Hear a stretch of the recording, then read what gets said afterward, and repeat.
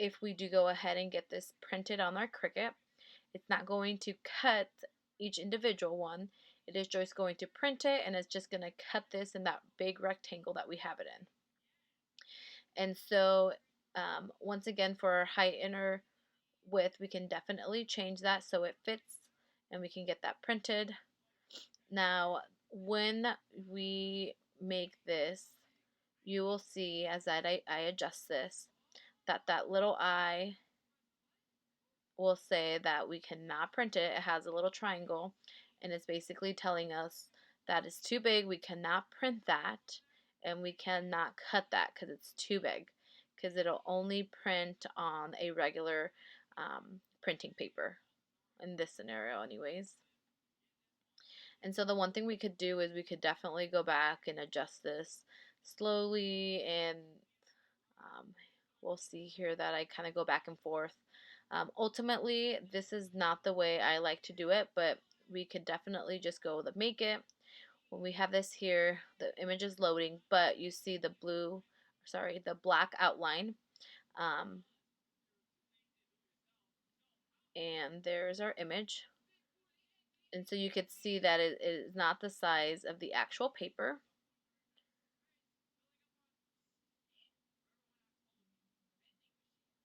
And so here's our image again. The one thing I do prefer to do is I like to screenshot mine. So I will be screenshotting this. And when I screenshot it, I get my image. I will go ahead and save this. I save these to my desktop. In this scenario, I am actually saving it to my photos, but we could definitely save that to a desktop to just make it easier to access. And the reason I don't print this on my Cricut is just because I feel like it makes the bag a little bit smaller, and I like to work with a little bit more space. And I want this to be the size of the paper rather than what Cricut allows us to print. And so there we have that image. And we will print that. I will use the landscape. I will go ahead and say scale to fit. I will do the entire page so we can go ahead and get that printed.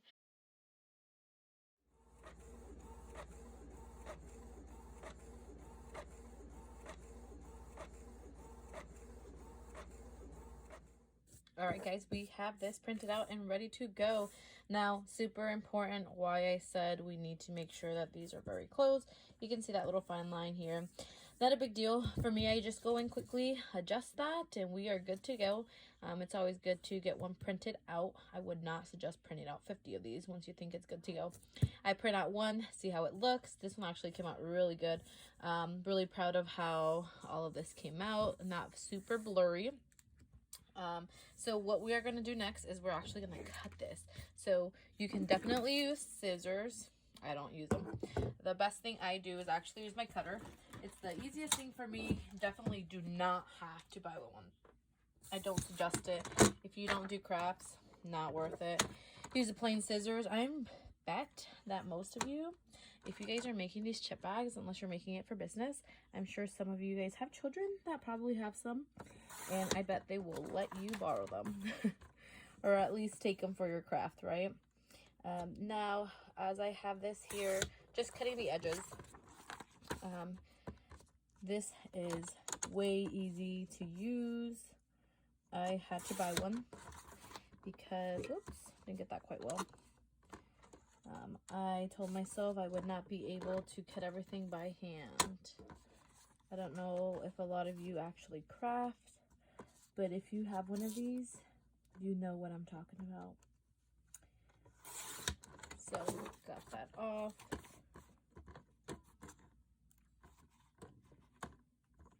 Let's see here quick. Now, as I have this completed and good to go, what I'm going to do next is that we need to use double-sided tape. Now, I'm sure some of you probably don't have this laying around, but you might. Don't really know reasons you would want to have it at home, but I know some people do. I just buy mine from Walmart. I actually just purchased a big one I think it's like 150 yards, but this works just as well. We are going to make sure we flip this over right side up, and we are going to only do 3 sides. So when we overlap this over the chip bag, we want this one to overlap. We want the one that says thank you for coming to overlap. So we are going to make sure that we do these three, the top, this side, and the bottom. So we don't want to do that one. And so double-sided tape is the easiest thing to use in the world. Whoever invented it honestly did a great job, because they are getting a lot of my money. I use this thing like crazy. Okay, so once again, good to go. Get our chip bag. I kind of center it. It doesn't have to be perfect, of course. We're going to be adjusting this here. I am going to go ahead, try to get this to go. Now, if my camera moves, guys, I do apologize for that. Like I said, we want to make sure that this comes around and that we have our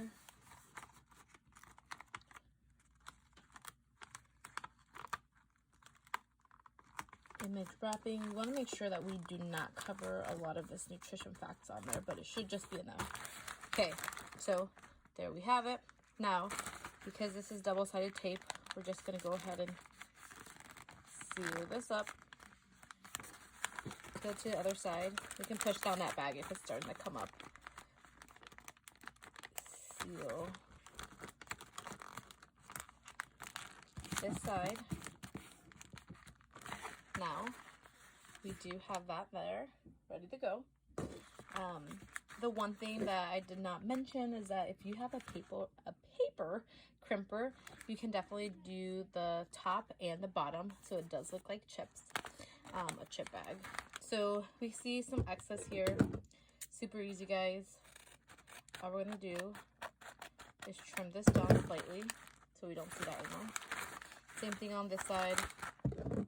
Slightly cut off that. Remember, there shouldn't be too much excess, so we don't want to definitely overcut, or else we're going to get rid of all of that double-sided tape. So there we have the chip bag